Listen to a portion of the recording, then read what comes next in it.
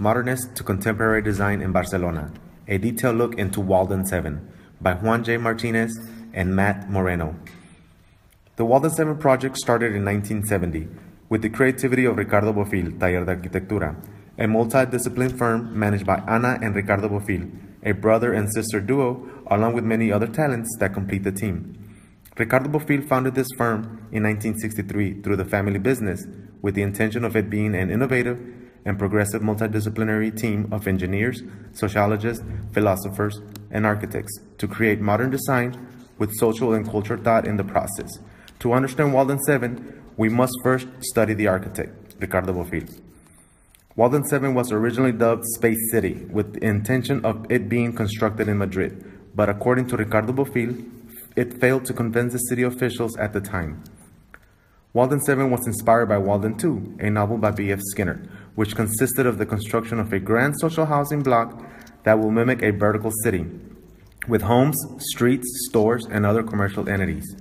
Here we will tell the story of Walden 7, from its initial construction to now, 43 years later, and our experience as we visited the building complex and examined it from the outside, inside, and from the ground floor to the 14th floor. Walden 7 is located on Avenida de la Industria, number 14, in the metropolitan area of Barcelona. It sits on an old cement factory in which the ruins were refurbished by Ricardo Bofill, Taller de Arquitectura, in 1973, and houses Ricardo Bofill's firm and his private residence. The chimney stack houses a restaurant and a music club right below. Construction on Walden 7 started in 1973 on a minimal social housing budget with the intention of creating 3 monumental vertical city block buildings with a garden between the 3. The social and economic issues plagued the project from the beginning and forced drastic changes, leaving only 1 building out of the 3 completed and with many issues. Walden 7 is one of many projects by Ricardo Bofill, Taller de Arquitectura, that according to Ricardo Bofill at the time, addressed most of the problems of modern city life, like providing public spaces and gardens for residents to enjoy a better quality of life while connecting with their neighbors, a utopian approach. Like his previous project, Kafka Castle in 1968, located in Sant Pere de Ribes, Barcelona, Spain. This project explores solutions to the problems of modern city life and are innovative in construction.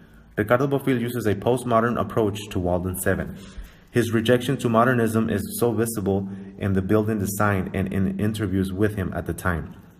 During an interview when he is asked how he feels about modernism and Le Corbusier, his response is, and I quote, "As I said, the architecture I like is not the architecture of Le Corbusier or Gropius, and their whole rejection of history, or rather, their belief that history started with them." End of quotes. He goes on to say that architecture is more than 4,000 years old, and we shall always use this knowledge when designing in the future. The Walden 7 complex has 18 towers that slowly curve into and away from each other. This produces corridor-like sidewalks or catwalks that connect you horizontally or vertically with the entire building, like a small community in a vertical position. Walden 7 materials are concrete, stucco, and cladding. Lots of cladding. It is 16 floors high, including the terrace that has 2 pools. The front facade facing west forms a massive M that extends from the 1st floor to the 14th floor. The back facade facing east has 2 massive voids that extend from the 3rd floor to the 12th floor and form 2 huge O's. These type of multi-level voids on the building's facade are also present in Ricardo Bofill's Espèces de Abraças project in France. The multiple-story high Arch de Triomphe is a perfect example of the postmodernism Ricardo Bofill, Taller de Arquitectura, was experiencing at the time. Ricardo Bofill created volumetric overlapping and closed extruding cubes on Walden 7 that begin to create voids between the compositions of each apartment, made from squared modules of about 28 meters. There are more than 500 apartments. Some start with just one of these modules, and some apartments extend to 4 modules. But according to Gabor and Araceli, tenants there's an apartment on the 14th floor that has 8 modules, which expands over 2 floors. Just like the Whitney Museum by Marcel Bruen in New York, Walden 7 stands out from the urban fabric of its time It has that same brutalist feeling as you approach it and stand right in front of it. The building becomes alive, as if it moved over your head, and now your view of the sky has been covered with the bottom of each window bay and balcony floor. An upside-down pyramid, an uneasy view. As we approach the building complex from the tram stop, the building's grand front facade superimposes itself with all the surrounding buildings, modern and mid-century alike, a juxtaposition. The red color, the extruded windows, and the separated towers with voids along the middle and in between each tower gives it a mountainous feeling, just like the serrated mountains in the distance, a vernacular approach. As Ricardo Bofill explains it in an interview of how he loved nature, especially the desert. This terracotta red color fortress gives us a strange uneasy feeling, but the bright yellow color that frames the entrance, which is 6 stories high, compels us to go inside. When we walked inside, the first thing we noticed was the inner color of the walls, a turquoise blue, offsets the terracotta and shiny red tiles on the window bays and balconies on each level, all the way to the 14th floor. An overwhelming, frightening sensation flooded our mind. There were corridors all over the place, many directions to go, like a maze. The tiles helped bring light in from the open sky above us. This was a good thing because the apartments themselves came out from the walls and blocked the direct sunlight above us. We could see 2 massive concrete towers right in front of us, the nucleus, that housed 8 elevators and egress stairs that ran from the parking below to the 16th floor and connected all the corridors from the other 16 towers. We quickly chose the elevator because the stairs were very dim. The only light was a small wall lamp that was knee-high. It gave off a vibe as if we were standing in a scary movie scene, a dark, isolated space. As we visited the 4th floor and explored the rounded window extrusions, its multiple floor voids, corridors, and the rounded balconies that are strategically put at certain points along the way so we could glance towards the sky above and the ground below. As we got into the elevator and went to the next floor, we noticed that there was only even numbers on the buttons, and thus confirming that the corridors that connect the towers are only on even floors. We noticed how some apartments on the 3rd and 5th floor had their own private stairs, and figured that these floors have only one level, probably composed of 1 or 2 modules. As we walked through the corridors, we noticed that each corridor had a name of an important person in history, like some streets do in the city, like Cassius Clay, Ivan Pavlov, and Albert Einstein, to name a few. Here you can see how some openings have window bays that are 2 stories high, and some openings cover up 4 stories of window and balcony superimposed bays. We see this again in the Especies de Abrachas project, where the neoclassical columns are 9 stories high and fluted by glass, with a multi-story capital, a neoclassical postmodernism example. From the 8th floor, we noticed that there was way more sunlight flooding this floor compared to the 1st floor, which felt dark and damp. Was this a flaw that was overlooked by Ricardo Bofill, Taller de Arquitectura? We were also able to appreciate the old cement factory ruins redone into his architecture firm at the north end, where 6 silos stand.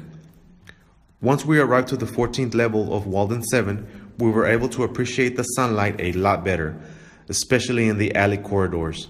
We walked on the outside perimeter of each building tower through the corridors and were able to appreciate spectacular views of the mountains and the city center of Barcelona with the Mediterranean Sea in the background. But not both at the same time. But if you're one of the lucky ones living on the northeast side, then you're able to see it all: the mountains, Barcelona, and the Mediterranean Sea. We tried going to the 16th floor, but the elevator would not allow us there. From the 14th floor, we were able to see one of the terrace pools. From this level, we were able to get a better feeling of how the corridors connect the 18 towers of Walden 7. The climb to this floor is worth it, but only if you're one of the ones living up here. The bottom levels are still dark and scary and not comforting at all, specifically if you have to go down the stairs. As we descended to the ground level, we noticed that a lot of commercial business spaces were not in use, and some were now offices with no access through them. But there were still some public commerce visible from the outside. Walden 7 will always be a building of contradiction due to initial financial construction issues that plagued this project from the beginning. Ricardo Bofill sees this project as a failure and doesn't want to revisit the past. He is continuously moving forward with Ricardo Bofill, Taller de Arquitectura, as an innovative firm that states that postmodernism is also an important part of his past when utopia was in the forefront of many architects, especially him.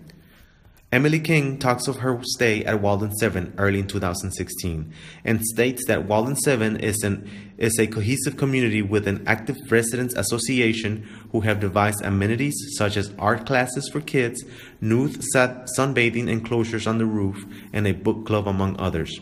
We believe that Walden 7 was the culmination of postmodernism in Spain for Ricardo Bofill, as Walden 7 was the last big project before he moved on to France to start on Les Halles Garden in 1975, Les Arcades du Lac in 1981, and Les Species de Abraches in 1982, to name a few of his postmodern projects, which reject the stylistic and ideological restraints of modernism. As we were leaving Walden 7, we actually felt sad because of the spectacular views from the 14th floor. We came to a conclusion that even though the residents from Walden 7 live in a good community and have great communication with their neighbors and are involved in the activities created by them, the ones living in the lower floors are most likely waiting to move to the upper floors for the views and the natural light.